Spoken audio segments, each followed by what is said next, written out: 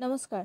আজকের ভিডিওটা সবার একটা প্রশ্ন নিয়েই যায়, সিরিজে ফর্মটা কোথায় পাবো। তো এই ভিডিওটা প্রথম থেকে শেষ অবধি দেখতে থাকো, তাহলে বুঝতে পারবে ফর্মটা কোথায় পাবে। তো তাদেরকে বলি, যারা এই ফর্মটা খুঁজছো তাদেরকে বলি, এই ফর্মটা হচ্ছে যে কোনো সাইবার ক্যাফে বা পাশাপাশি যদি কোনো অনলাইন কেন্দ্র থাকে তো সেখান থেকে বের করে নিতে পারবে। আবার এটা কিন্তু আবার কিছু কিছু জেলাতে আবার অফলাইন হচ্ছে, আবার অনলাইন হচ্ছে। যেখানে অফলাইনে ফর্ম ফিল আপ হচ্ছে সেখানে হচ্ছে যে তুমি যে যে জেলাতে অফলাইনে ফর্ম ফিল আপ হচ্ছে, তোমার ফর্মটা হচ্ছে অনলাইন থেকে বের করে ফর্মটা ফিল আপ করে বিডিও অফিসে জমা করতে হবে। আর যাদের যাদের হচ্ছে বিডিও অফিস বলতে আমি বলতে চাইছি বিডিও অফিসের মধ্যে যে শিশু কেন্দ্রটা আছে সেখানে জমা করতে হবে। আর যাদের অনলাইনে ফর্ম ফিল আপ হচ্ছে যে যে জেলাগুলিতে বা ব্লকগুলিতে, তাদেরকে হচ্ছে অনলাইনে ফর্মটা ফিল আপ করতে হবে। আর অনেকেই বুঝতে পারছে না যে ফর্মটা কোথায় পাবো, তাই তাদের সুবিধার্থে আমি এই ভিডিওটার প্রথম কমেন্টে ফর্মটার লিঙ্কটা দিয়ে রেখেছি।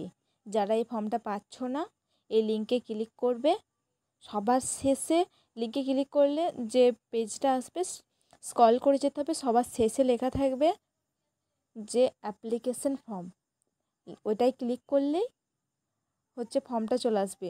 ওই ওই ফর্মটা ডাউনলোড করে নিতে হবে।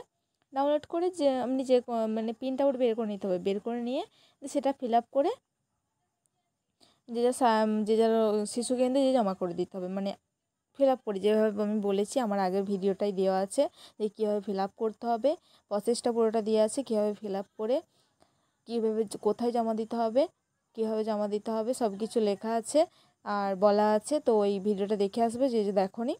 আর যদি কারো সমস্যা হয় তাহলে কমেন্ট করে জানাবে, আমি সকলের উত্তর দেওয়ার চেষ্টা করব। আর যদি ভিডিওটা ভালো লেগে থাকে তাহলে লাইক কমেন্ট শেয়ার করবে। আর এরকম আরও ভিডিও পেতে চাইলে চ্যানেলটাকে সাবস্ক্রাইব করে রাখবে, কারণ আমি এরকম ভিডিও আরও দিতে থাকি।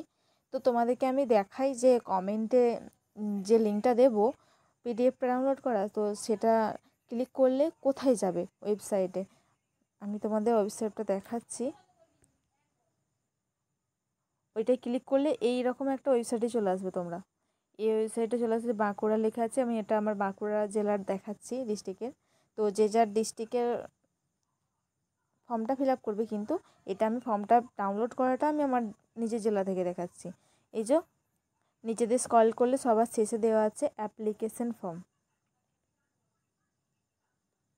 সবার শেষে দেওয়া আছে অ্যাপ্লিকেশন ফর্ম।